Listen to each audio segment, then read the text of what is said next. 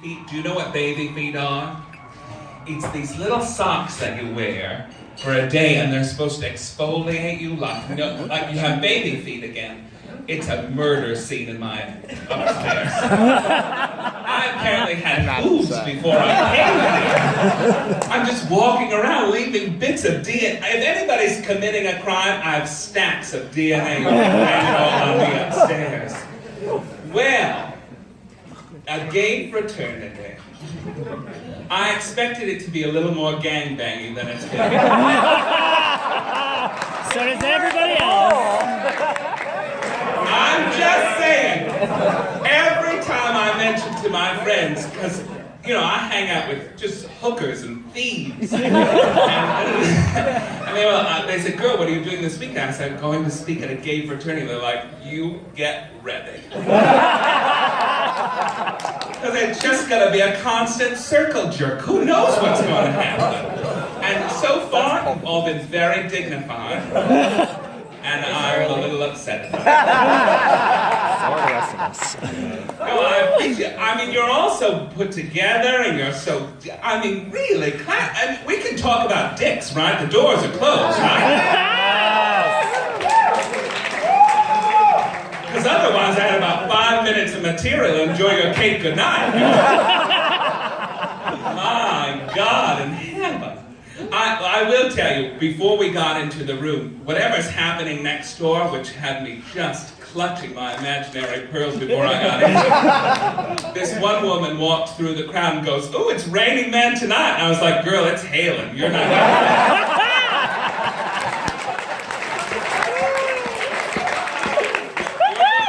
You're looking at the wrong crowd.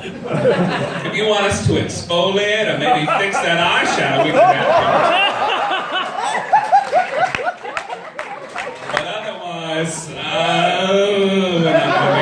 Service to you. It's been I went into downtown Austin today, which a trip. And for some reason, I live in Los Angeles now, but for some reason, unprompted by anything I had said, people just started asking me randomly, how long have you lived in San Francisco? Now, to their defense, I was in a beret and a lovely floral, but I was like, oh, because San Francisco still means gay. Oh, okay. I was like, oh no, I live in Los Angeles. We're everywhere now. Everywhere. We're everywhere now. And the thing is, I forget constantly that I'm this gay all the time. I was in an Uber the other day, and this guy started talking about women to me, and I was like, surely I don't have to come out to my Uber driver. Surely I don't need to have this conversation. And then I looked at my hands thinking, all right, I'll just prepare him. Like, I'm sorry to disappoint you, Stephen. But I'm homosexual. And then I looked down and my nails were painted. I was in 5-inch heels. I was like, what the hell is this guy talking to me about? What does he think I'm doing? Yeah, no, I think, especially right now, with the climate that's going on, it's more and more important to be more and more gay. All of us.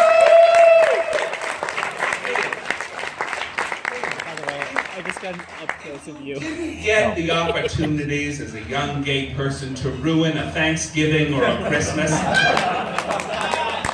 Please, go home this year and do that. If you've been a dignified homosexual long these many years and your mother's like, you know, he's gay, but he's not one of them. It's time to be one of them. Yeah!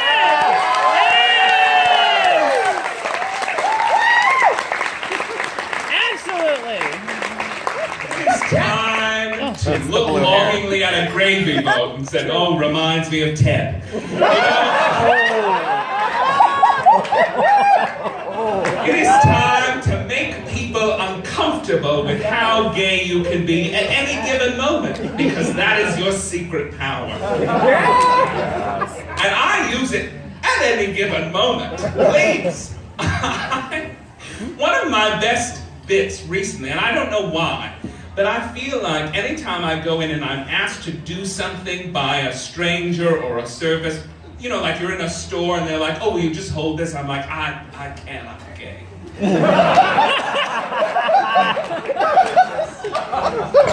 These barely work.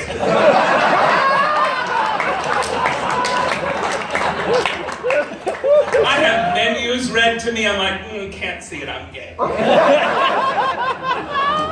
And it works. People are just like, oh, poor thing.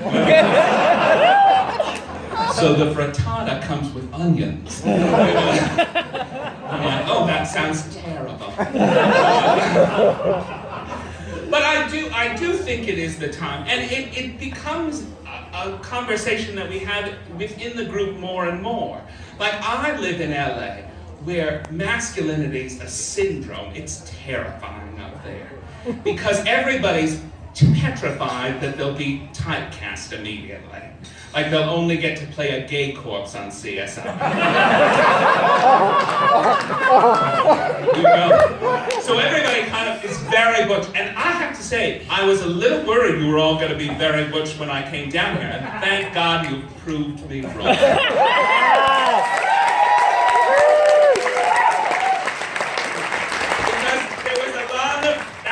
There was a lot of literature going on about the brothers and this and that. I was like, where's the sisters? Where are those girls? I see you. I want to hang out with those girls, because those are the troublemakers, and those will have lip gloss. Because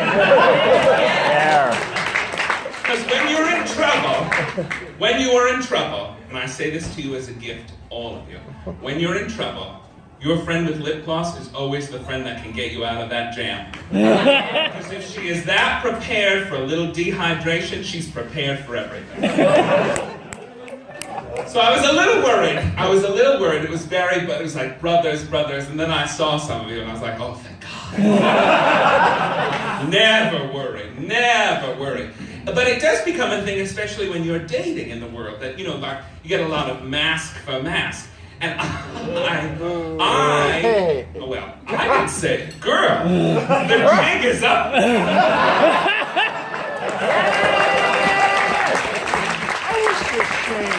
I killed an old woman for this outfit on my way in. Worth it! I call this outfit, it's casino night at the home and Nana's rolling hard.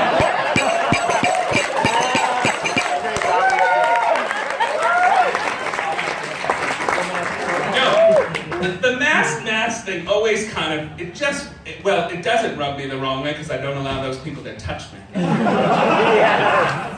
And whenever I'm asked, like, are you mad? I'm like, I have no time for it. I have no time for masculinity in the modern world. I just think, why, girl? Why? I want to go up to them and be like, are you enjoying any of this? I see the shorts and the whole out. Are you having any fun? Because I have glitter in my bag. We can spice up this whole routine for you. Really, enjoy yourself. What you've been given in the 21st century is a gift to throw tantrums as an adult. You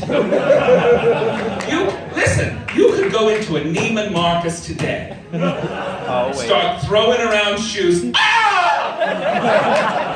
And people would be like, that's a gay man. He's obviously having a problem. I hope someone helps him. And they won't think any less of you. Use that power to your benefit, ladies. I had a man over to my house recently. Of course you do. Don't act like it's a rarity, ladies. I will say, we'll get into sex a little bit later, but recently I got a note from my neighbor and I brought it here tonight. And she said, listen, I understand that we have sex, but last night I heard the words, oh my God, this is how a bottom has an orgasm, screamed out of your apartment. And I was like, hey, you'll have to talk to him. I wasn't the one that said it.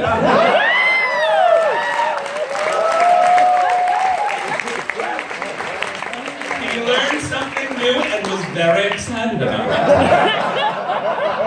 it. These things happen.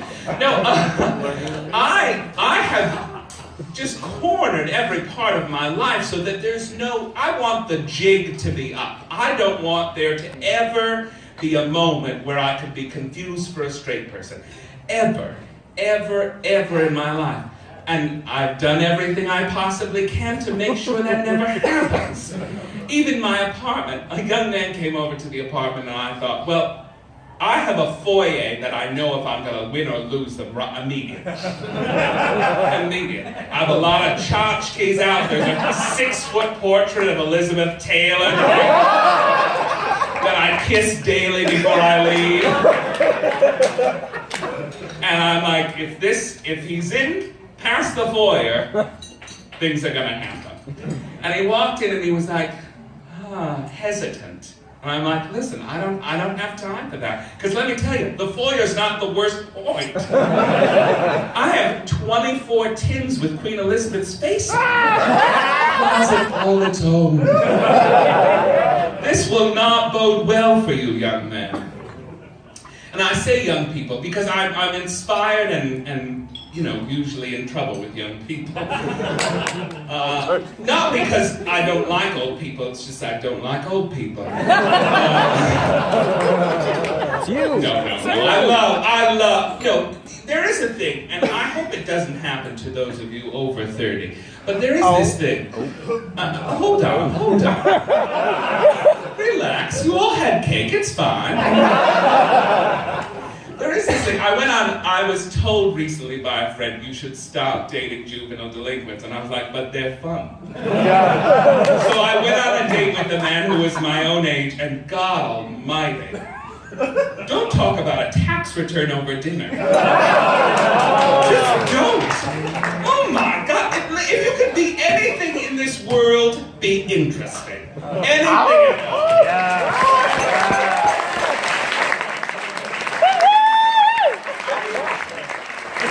Girl, at least when you go on a date with a 21-year-old, he's telling you all about Pokemon Go.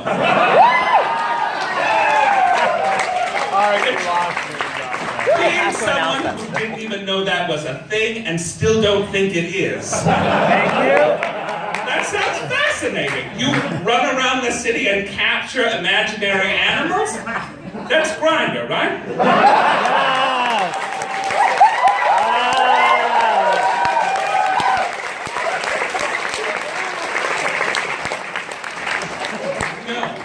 No, they're different imaginary animals and none of them will give you chlamydia.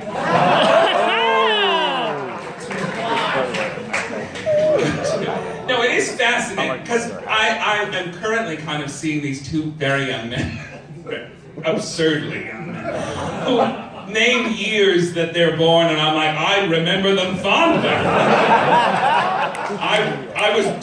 I think I have a diary from one of them.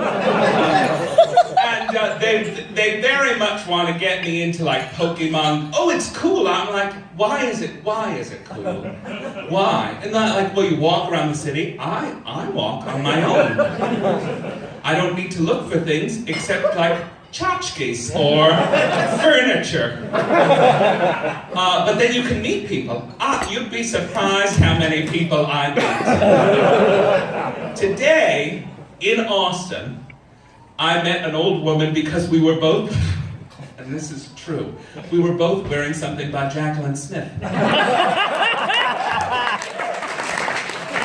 I recognized it. I was like, I did a really funny set in that outfit. And she's like, oh my God, I'm here with my idiot boyfriend. Let's talk. I was like, let's talk, old woman. And we did. We had a couple of highballs, scratching and laughing as ladies do. It was wonderful. I don't need a Pokemon Go. I don't need any of the business. I still like a gay bar. I still like to go into a gay bar and just sit around and be like, let's talk to you. Let's see what happens. Even though, and many of you are too young to remember this, but when I first went into a gay bar, it was a fucking shit show. Yes. Seriously. I don't need to curse. I know you're all dignified ladies of this fraternity. are you talking to? My first night in a gay bar, this is the true story. I was sitting at a piano, because of course. Sitting at a piano, they were playing Harold Arlen, I was very happy. And I was drinking a Midori sour because I was 17 years old. And I thought no one would pick up on that. And I said, God, if you're there, it's me, Margaret.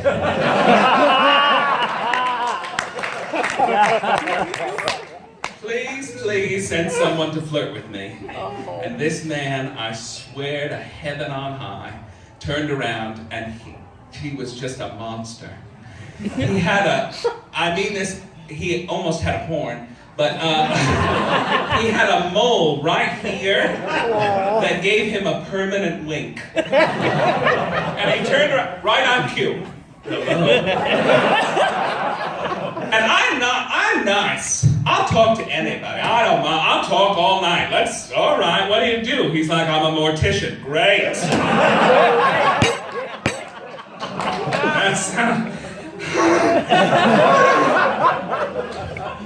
I was rescued by a Puerto Rican drag queen.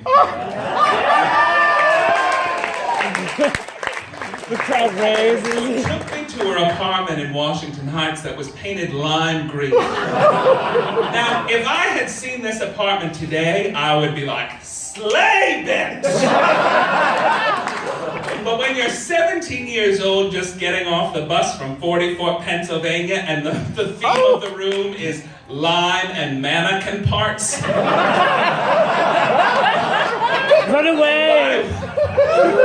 That was a world I was not yet ready for.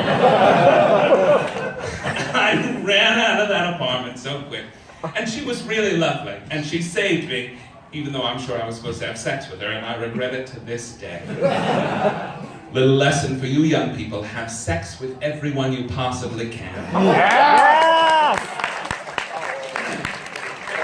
And I say it only because even your worst stories are hilarious. You'll never forget them. You'll never forget them. I had sex with a guy one time who literally, he was a white guy, and he liked to do kind of like stereotypical Asian voices from like Nam movies as he was climaxing. Like a lot of like We Love You Long Time, which I just hated. I thought, you can't be racist while we're having sex. People care. People care. And I don't like them either. But I thought, you never expect, you're kind of in there and you're like, oh, he seems like he's got a level head, and then all of a sudden he's pulling out kind of like some kind of kabuki show right at the end. And if I weren't so far in, I'd already be like, all right, we gotta just finish and leave. But I've dined out on that story for about 3 or 4 years, ladies. I just said, whenever anybody had a story like, oh, wait till I tell, this guy licked my eye, I was like, wait till I tell you this. This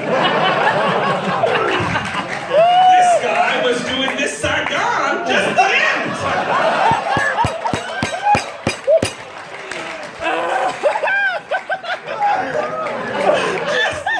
Just the end. These stories, you'll take them with you, and you'll remember, and you'll hopefully get better. That's the one thing about being 30-something and being very, I will say this, and I say this with an open door policy in room 921 upstairs.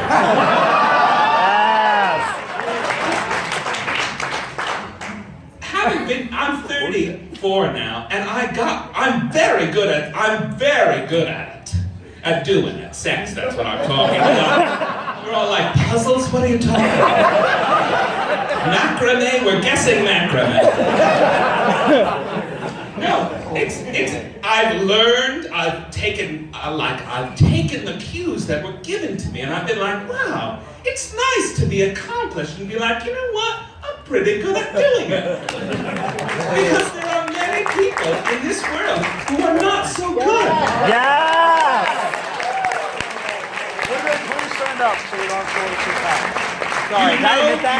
I'm a whore. Where you're in the moment, you're in the mood, and you literally, I've taken it aside people and said, I don't know who's ever let you do that. But I can guarantee you, no one likes that.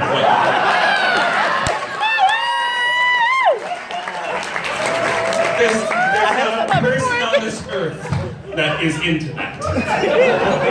You'd be like, really? I've never gotten any complaints. Probably because they were in pain. They just wanted to get you out of the apartment. You're a story somewhere. This is Tara. Let me help. You're a story somewhere. I'm using that line. I know. But I think that's also important too. We have to keep talking about sex because, you know, the movement, the gay movement as it stands right now, it gets a little anesthetized when we're all talking about marriage and adopting children. Let me tell you something. I am not adopting children. Yes! And if you have children, mazel tov. You're wonderful, you're kind and unselfish. I don't want to train the enemy within. I don't want a child that knows all my secrets and one day will be in charge of the plug. I don't want it. I want some bitch that I've been going to brunch with for 45 years who's just like, unplug her, she doesn't want to be here.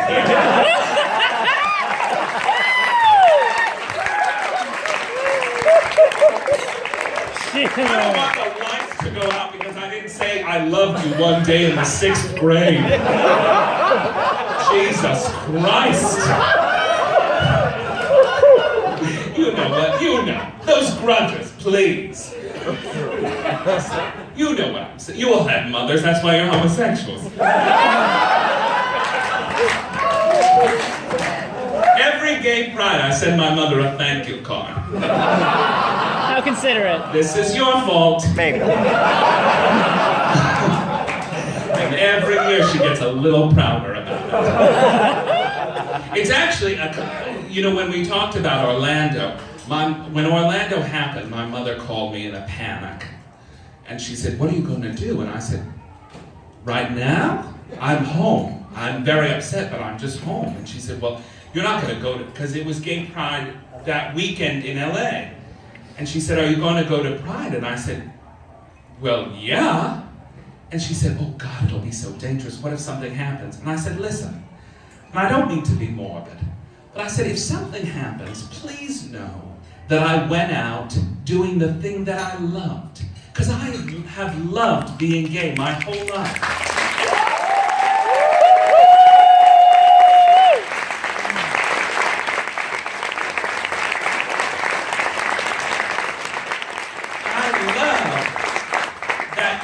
You have friends who are like, I had all these cupcake tins in my house, and I didn't know what to do with them, so I turned it into a ball gown.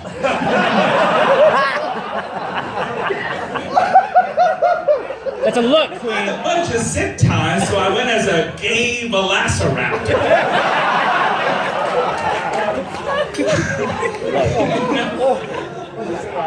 I'm serving all the drinks tonight in enemas because I just had a lot of empty ones. And I knew none of you bitches would mind drinking out of them.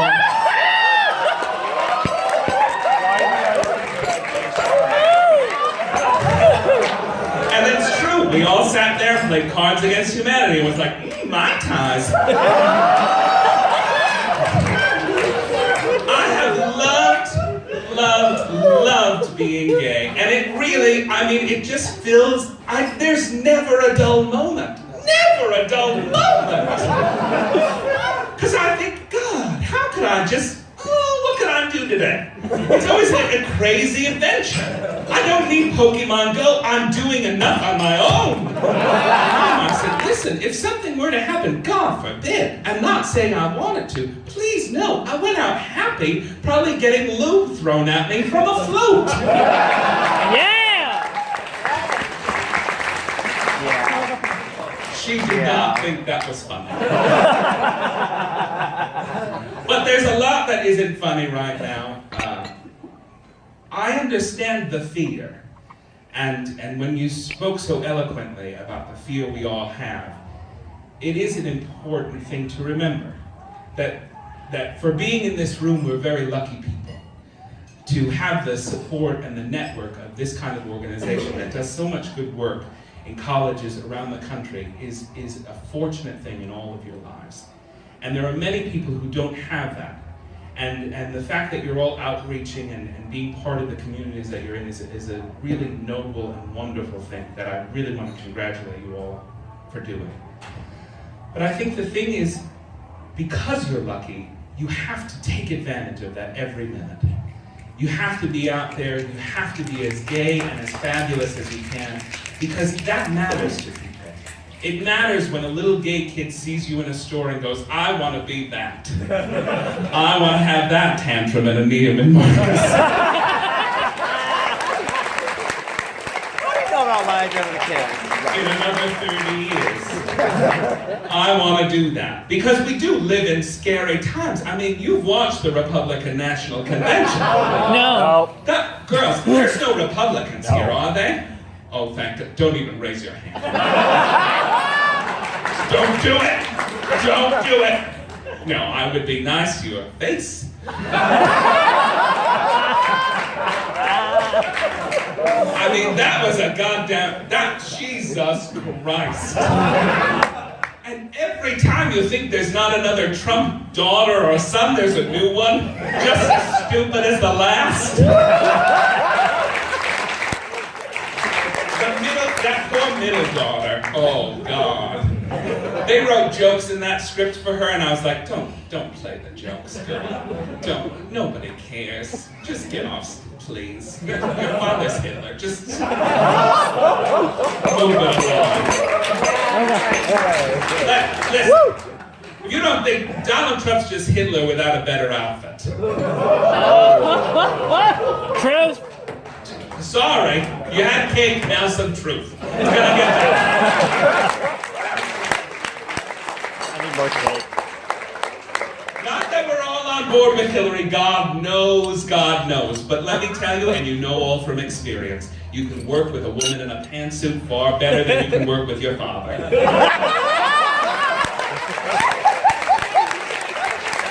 you got it on a bumper sticker. Yeah. Good God. It's the truth. You just start a little conversation like, I love your pin, I love your pin. Let's talk about free trade. Let's. That's how bridges are built, ladies and gentlemen. Faggots and pantsuits. Yes! I know. Well, that's how bridges are built. Faggots and pantsuits. But I could be the back of a I value do want to say this. It becomes more and more important that you live authentically because you're changing the world. You're expanding people's ideas about what it is to love, what it is to be part of communities, what it is to be a human being regardless of gender. You're expanding our consciousness about justice and love and peace. And the more you do, the more you give of yourselves, even in small ways. Even just spraying a little extra Chanel No. 5 before you go out. Are little pieces of resistance that add to a greater tidal wave of justice and equality. So thank you for all the work you do. Thank you for inviting me here tonight, and have a good night.